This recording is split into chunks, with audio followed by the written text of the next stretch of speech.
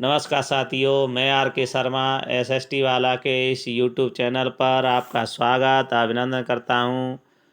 आज का जो अपना सेशन है वो ज्योग्राफी 7th क्लास का 6 चैप्टर प्राकृत वनस्पति एवं वन्य जीवन है। यह चैप्टर थोड़ा सा कठिन है, लेकिन जितना भी हुआ है मैंने सरल करने का प्रयास किया है। चलो शुरू करते हैं। उष्णकटिबंधीय सदाबहार वन, जैसा कि नाम से ही पता चलता है, सदाबहार ऐसे वन जो 12 महीने अपनी पत्तियां नहीं गिराते, हरे भरे बने रहते हैं, तो उन्हें सदाबहार वन कहते हैं। इन वनों को उष्णकटिबंधीय वर्षा वन कहते हैं। ये भूमध्य रेखा व उष्णकटिबंधीय क्षेत्रों में पाए जाते हैं। जैसे आप ऐसे समझ सकते हो, जैसे ये अपनी पृथ्वी है और ये बीच में भूमध्य रेखा है, 0 डिग्री अक्षांश रेखा है, और इसके 10 डिग्री उत्तरी अक्षांश 10 डिग्री दक्षिण अक्षांश के बीच में जो क्षेत्र है वो उष्णकटिबंधीय क्षेत्र है। और यहाँ पर सूर्य की किरणें सीधी पड़ने से यहाँ दोपहर के समय तक यहाँ आर्द्रता रहती है और शाम को बारिश होती है, फिर धूप निकलती है। इस तरह रोजाना यहाँ प्रतिदिन बारिश होती है। भूमध्य रेखा के आसपास घने जंगल पाए जाते हैं। ये हरे भरे बने रहते हैं 12 महीने, तो इन्हें सदाबहार वन भी कहा जाता है। अब आप इनके उदाहरण दे सकते हो। जो ये बने हुए हैं ये क्या है? सदाबहार वन के जो वृक्ष हैं वो हैं रोजवुड, आवनूस, महोगनी। आप इसे शॉर्ट टिक से भी याद रख सकते हो, जैसे आर से रोजवुड, आ से आवनूस, ई से आवनूस, एम से महोगनी। तो राम क्या है? हमेशा सदाबहार रहते हैं। तो इस तरह आप याद रख सकते हो। अगला नेक्स्ट बिंदु पर चलते हैं। ये सदाबहार वन है, बहुत ही घने होते हैं। इन वनों में कभी कभी क्या है, सूर्य का प्रकाश भी जमीन तक नहीं पहुंच पाता। अमेजन के वन है, वो भी भूमध्य रेखा के वनों में के अंतर्गत ही आते हैं। इनमें विश्व की जो ऑक्सीजन है वो 20% ऑक्सीजन अमेजन के जंगलों में ही प्राप्त करता है विश्व। इसलिए इसे विश्व का, पृथ्वी का फेफड़ा भी कहा जाता है अमेजन के जंगलों को। अगले नेक्स्ट बिंदु है उष्णकटिबंधीय पर्णपाती वन। जैसा कि नाम से आप समझ सकते हो, पर्णपाती, पर्ण माने पत्ते, पाती माने गिरना। ऐसे वन जो अपनी पत्तियों को गिरा देते हैं उन्हें पर्णपाती वन या मानसूनी वन कहते हैं। मानसूनी वन क्या है? मौसम के अनुसार यहाँ पर बारिश होती है, कभी सर्दी, कभी गर्मी, कभी बरसात। और जो मानसूनी वन है वो उत्तर भारत, उत्तरी ऑस्ट्रेलिया, मध्य अमेरिका में पाए जाते हैं। इन वृक्षों के जो उदाहरण हैं, वृक्षों के वो साल, सागवान, शीशम है। इन्हें आप शॉर्ट ट्रिक से भी याद रख सकते हो। SSS के आधार पर आप मानसूनी वनों को याद रख सकते हैं, जैसे कि फर्स्ट एस से साल, सागवान, शीशम, इस तरह। और जो मानसूनी वन है उनमें जो जंगली जानवर पाए जाते हैं, शेर, गोल्डन लंगूर, बाघ, हाथी। तो यह आपको विशेषकर ध्यान में रखना है, विशेषकर रीट वालों के लिए ये बहुत ही महत्वपूर्ण है। अगले नेक्स्ट पॉइंट पर चलते हैं। शीतोष्ण सदाबहार वन, ऐसे वन जो ठंडे प्रदेशों में सदाबहार वन होते हैं उन्हें शीतोष्ण सदाबहार वन या मध्य अक्षांश के तटीय प्रदेश कहा जाता है।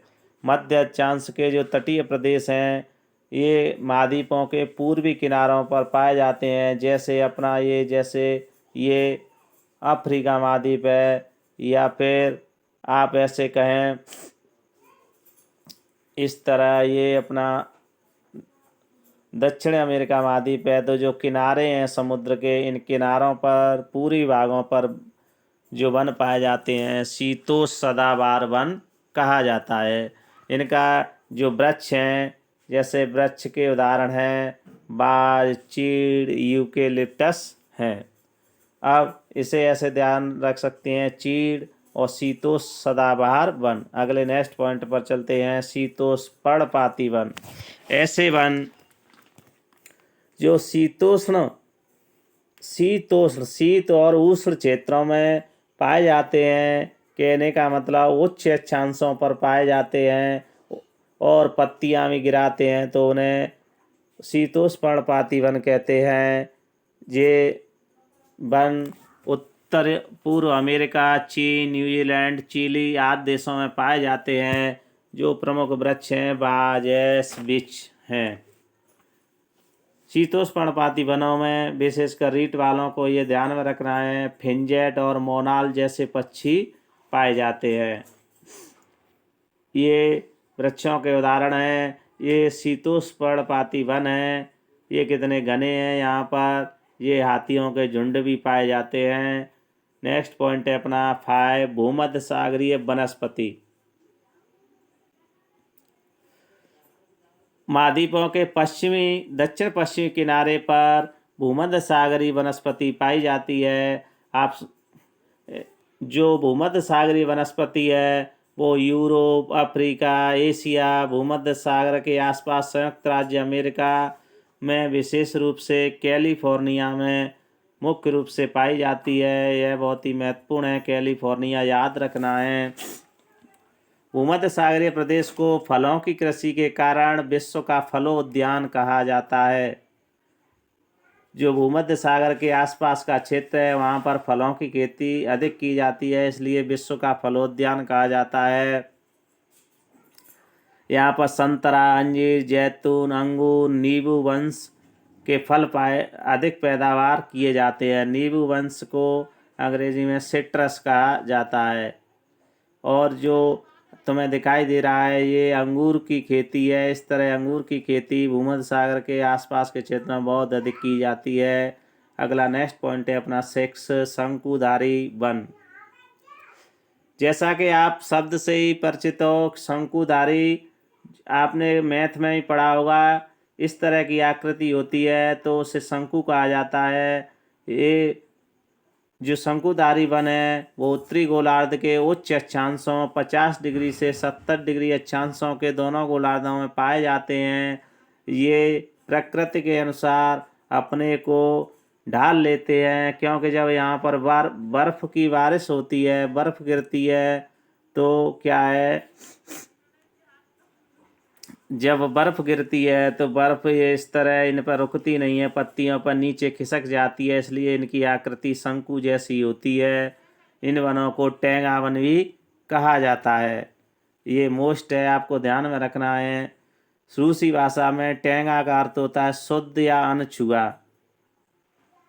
यह हिमालय क्षेत्र में भारत में और जो तिब्बत, जो नेपाल है, वहाँ हिमालय क्षेत्र में भी शंकुधारी वन पाए जाते हैं। इनकी लकड़ी नरम काष्ठ होती है। ये सदाबहार वृक्ष होते हैं।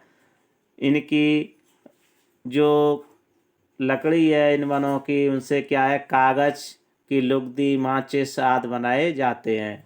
तो आपको ध्यान में रखना है जो शंकुधारी वन है उनकी जो लकड़ी होती है वो कैसी होती है, नरम काष्ठ होता है। और जो वृक्ष हैं वे चीड़, देवदार हैं।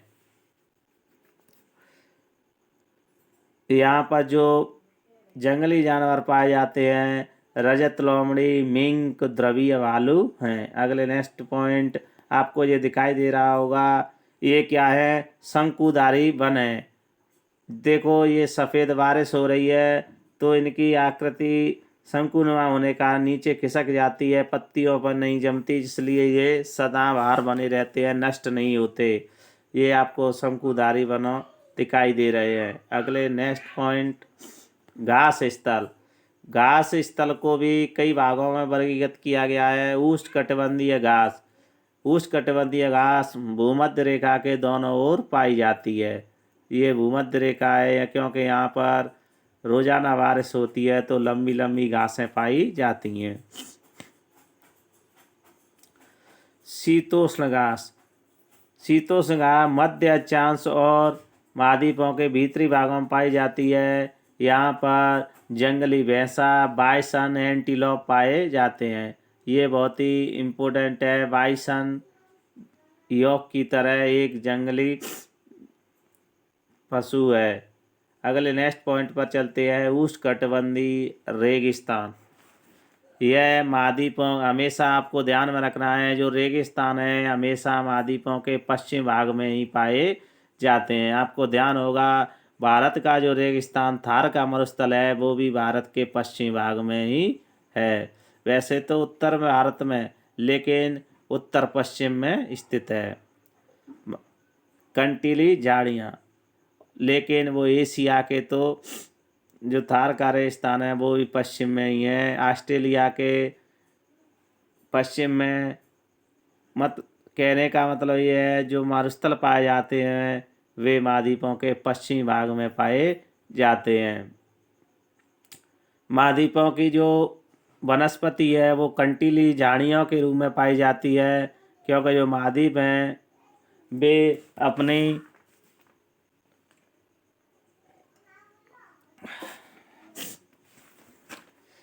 अपनी वनस्पति को, जो रेगिस्तान है वहाँ के पेड़ पौधे अपने को प्रकृति के अनुसार ढाल लेते हैं, और जो पेड़ पौधे हैं वहाँ के, उनके पानी की कमी के कारण उन पेड़ पौधों की पत्तियाँ कांटों का रूप ले लेती हैं। इसलिए रेगिस्तान में कंटीली झाड़ियाँ, नागफनी, ऐसी कांटेदार वृक्ष पाए जाते हैं।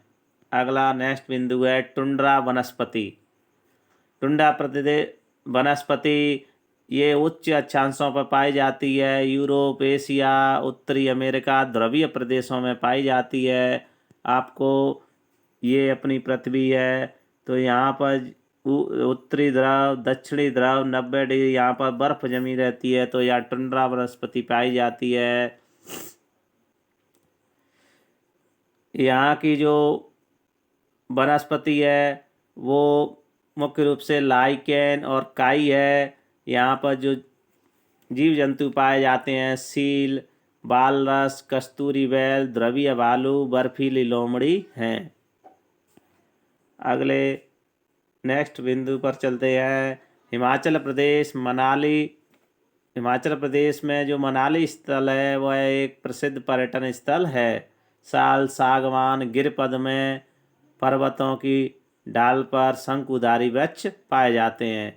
आप इसे ऐसे भी समझ सकते हो, ये गिरपद जो पहाड़ी भाग होते हैं, पहाड़ी भाग हैं, इनके जो नीचे की तलहटी होती है उसमें साल, सागवान के वृक्ष पाए जाते हैं। ऐसे ही जो तलहटी होती है उसे गिरपद, कहने का मतलब पहाड़ों के चरणों में पाए जाते हैं। और जो पहाड़ों के जो ढलान होते हैं वहाँ पे शंकुधारी वृक्ष पाए जाते हैं। शंकुधारी वृक्षों को टेंगा वन भी कहा जाता है। अगले नेक्स्ट पॉइंट पर चलते हैं।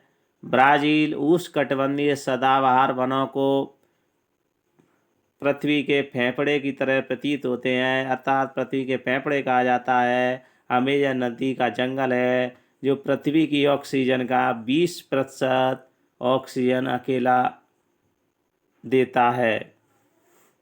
जो विश्व का सबसे बड़ा सर्प है एनाकोडा, विश्व का सबसे बड़ा सांप भी उष्णकटिबंधीय वर्षा वनों में पाया जाता है। आपको ये चित्र दिखाई दे रहे हैं, ये वालरस है, ये ध्रुवीय भालू है, और ये सील मछली है। ये क्या है? सील मछली है।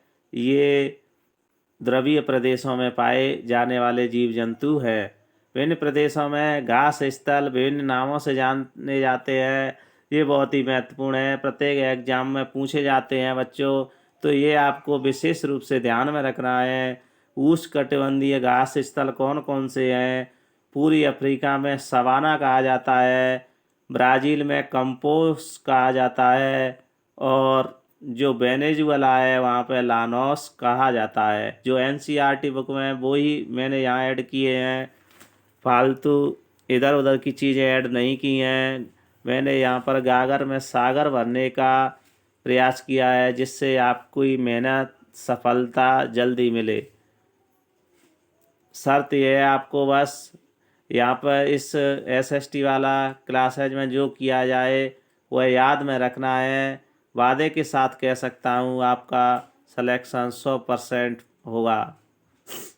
अगला तो आपको ये ध्यान में रखने हैं, उष्णकटिबंधीय घासें। कभी कभी ऐसे भी प्रश्न पूछ लिया जाता है, निम्नलिखित में से कौन सी उष्णकटिबंधीय घास है?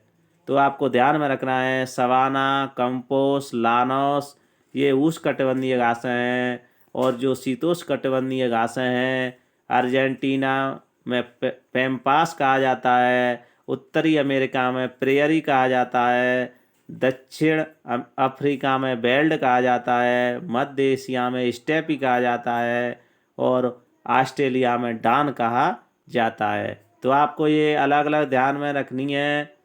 उष्णकटिबंधीय घासों के नाम क्या हैं, कौन से देश में, कौन से महाद्वीप में क्या कहा जाता है। आपको